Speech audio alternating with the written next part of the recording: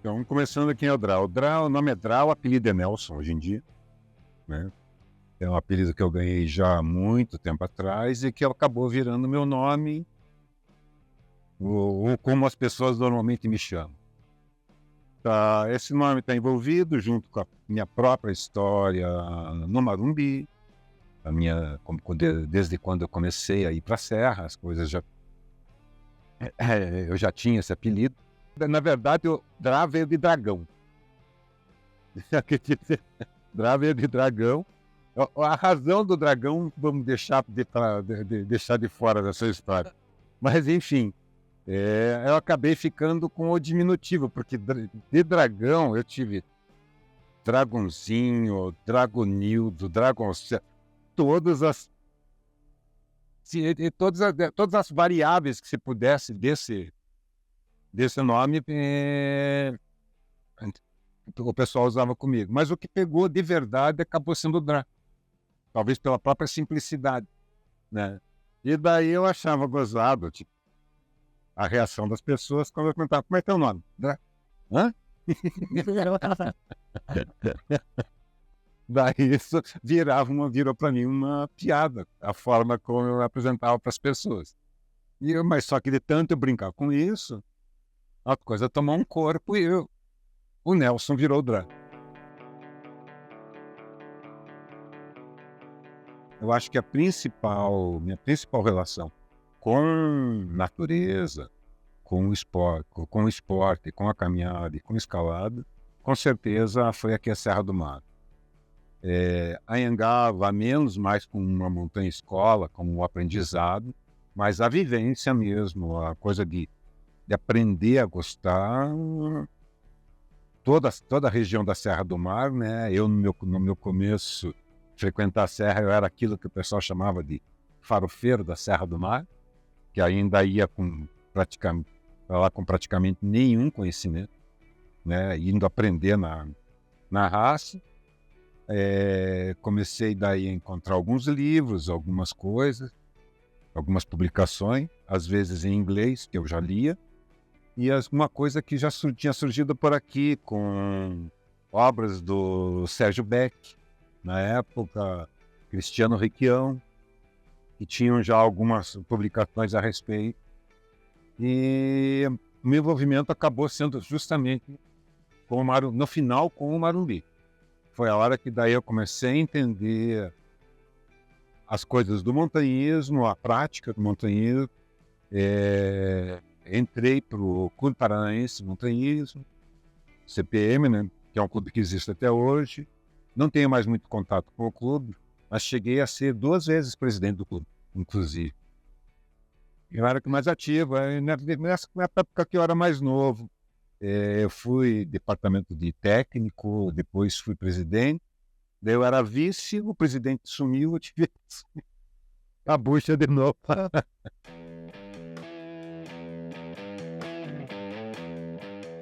Na Mont Blanc, a principal era assim, quando eu voltei da Europa para o Brasil, eu estava batalhando emprego, tinha conseguido alguma coisa no governo, trabalhando para o governo do estado, mas não estava feliz. Comecei a fazer a faculdade de engenharia e conheci o meu primeiro sócio na Mont Blanc. Ele já estava começando a fazer algumas coisas, fazia umas mochilinhas de ataque, estava aprendendo ainda também.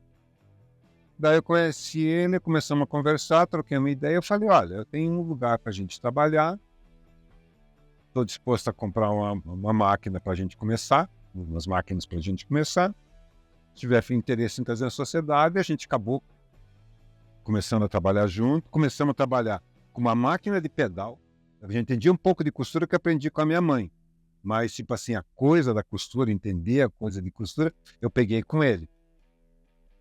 E aí a gente trabalhava numa máquina de pedal daquelas bem velhinha mesmo. Daí depois que a gente comprou já a primeira máquina, quando eu entrei para a sociedade, a gente comprou uma primeira máquina industrial, uma reta industrial daquelas bem básicas. E daí o resto do processo foi aprendizado. Começamos a evoluir, começamos a entender, começamos a ver o que a gente estava fazendo. Eu fui aprendendo aos poucos a costurar também, daí fui aprendendo modelagem. A ideia surgiu principalmente pela falta de material. A gente começou a Mont Blanc fazendo mochilas, chamava-se Mochilas Mont Blanc. E, na verdade, chamava-se Mont Blanc porque eu tinha estado no Mont Blanc, tinha tentado escalar o Mont Blanc, maior tempestade, etc e tal, não rolou. Mas tentei escalar o Mont Blanc porque eu, tipo assim, eu queria fazer tudo, né? Queria fazer de tudo um pouco, mas, tipo assim, eu tava no inverno. Sim. E não ia rolar naquela época que eu estava lá. Eu cheguei em Chamonix para ficar no estúdio de um primo meu que morava em Paris, que tinha um estúdio em Chamonix. E daí ele não é escalador, ele era esquiador, ele esquiava. E a partir da casa dele ele ia usar como uma base, estúdio que ele tinha lá, a gente ia usar como uma base para fazer a caminhada para o cume. Acesso para o clube. Mas aí não rolou. Não rolou, mas eu fiquei com aquilo tudo na cabeça, né? Aquela coisa. E daí, quando a gente chegou aqui, quando começamos a empresa, como é que vamos chamar? Vamos chamar de Mont Blanc. Mais tarde, agora estou te falando, daí isso começo dos anos 80, daí nos anos 90, meados do ano 90, 95, a gente começou a ouvir falar da Mont Blanc caneta. Né, Mont Blanc, roupa, não sei o que tal, papapá. Eu falei, cara, será que isso é que só vai dar problema? Não sei. Eu tinha meu nome registrado, etc e tal. Eu nunca tive registro da marca Mont Blanc. Eu tinha o registro na junta comercial, o nome da empresa era Mont Blanc.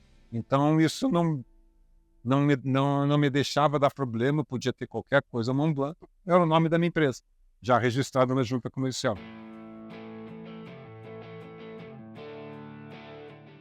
Por exemplo, assim, quando eu comecei a lançar uma linha completa de roupas, isso já foi em 2000, depois da coisa. Comecei em 82, mas já em 85, 84, por aí, uns 2, 3 anos depois, a gente já começou a fazer aquelas japonas. Aguentava tudo e, não, meu Deus do céu, aquilo vendia, fazia-se frio naquela época, né? E aquilo vendia, que era uma coisa de louco. Eu não tinha capacidade de produção para vender o que vendia, só produzir o que vendia. Então, o que acontecia, às vezes eu tinha um mês de encomenda. Eu não conseguia ter peça para vender na loja. Por mais que eu estava... Já era tudo vendido. Tipo, as pessoas iam lá, já sabiam quem que a gente estava fazendo, e encomendavam e aceitavam esperar, porque a gente não tinha peça para entregar. Simplesmente, a gente vendia o que a gente conseguia fazer, a gente fazia. Tinha vezes que a gente parava com mochila, parava com toda a linha só para produzir, já fazia. E tentar entregar dentro do inverno. Depois passava os 2 meses do inverno. Na produção, o que mais me dava tesão era a solução. Desenvolver solução para o processo. Essa é uma das coisas que eu mais faço para os meus clientes hoje em dia. Eu tenho essa facilidade de olhar para o processo, encontrar rapidamente onde está o problema e achar uma solução simples para resolver esse problema. Isso é uma característica da minha forma de ver o processo. E a outra coisa que eu adorava era a pesquisa para criar. O processo de criação em si, o que eu ia colocar, etc e tal. E foi daí que eu comecei, tipo assim, aonde que eu vou me diferenciar? Como é que, sendo uma coisa tão pequena, tão isolada e com tão pouca estrutura e capacidade, como é que eu vou aparecer? Né? Como é que a empresa, como é que a marca vai aparecer? E eu já tinha me tocado que era por uma outra característica minha, que é essa coisa dos detalhes. Ficar cuidando de detalhes, dos detalhes, dos detalhes, dos detalhes. Que daí eu fui analisando. Então, daí eu fui começando a entender e analisar a questão da ergonomia. Junto com a ergonomia, comecei a estudar antropometria, fazer pesquisa nas relações antropométricas. E daí comecei a aplicar isso nas coisas das mochilas. E na sequência, com todo esse aprendizado, eu comecei a aplicar nas roupas. Que daí é aquilo que a gente acabou vendo, né? Esses movimentos nas articulações internas do braço, nas articulações do joelho, no meio do entrepernas, né? A questão do cotovelo. Como é que a gente facilita a vida da pessoa na questão do uso da roupa, na questão do conforto, prática esportiva, tudo unindo de uma forma em que a coisa, e além de tudo, que ficasse bonito. Eu consigo mostrar para vocês as relações de proporção estão todas dentro das dimensões áureas. E isso ajudou na parte estética dos.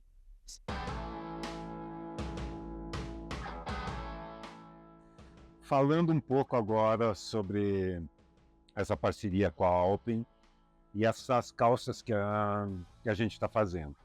Essas são as mesmas calças que eu desenvolvi para a Montblanc na época em que a empresa estava ativa da linha das calças Ludens. Foi um trabalho longo de desenvolvimento e de pesquisa, tanto na parte de praticidade, tanto na parte de ergonomia e principalmente antropometria. É uma calça que ela tem alguns detalhezinhos que ajudam na questão do movimento. Tá? Ela tem um recorte interno no meio do entrepernas, tá? Que ajuda no movimento da escalada, da subida das pernas e evita que a calça, que a perna da calça te trave na hora que você faz o movimento de degrau para cima, pela própria característica da modelagem. Outro detalhe que é bacana, ela tem articulação no joelho, tá? Com tecido com stretch, que é bem aqui. Então ela permite que você dobre o joelho com muita facilidade, tá? Sem que existam restrições de movimento. Outra coisa que eu acho muito legal nela são os detalhes dos bolsos, tá? Essa aqui é uma feminina. O bolso traseiro, ele está colocado numa posição em que a gente consegue colocar a mão e alcançar as coisas, mesmo com a mochila nas costas. O que com uma calça normal isso não acontece. Então, são pequenos detalhezinhos que a gente foi usando da própria experiência, da vivência prática e colocando em todos os detalhes das calças. A gente também tem, dentro do processo de criação, as calças bermudas, em que, diferente de todas as outras calças bermudas no mercado, esta aqui tem lado direito e lado esquerdo, para evitar as pessoas se confundirem com o lado da peça da calça. Os zíperes são invertidos. Outra coisa bacana que praticamente ninguém faz no mercado é bainha externa e bainha interna para o zíper, para evitar o atrito do zíper com a pele. Né? São pequenas coisas, assim, detalhes daquilo que a gente vai descobrindo no uso e fomos aplicando em todas essas peças que estão sendo feitas pela Alpen agora.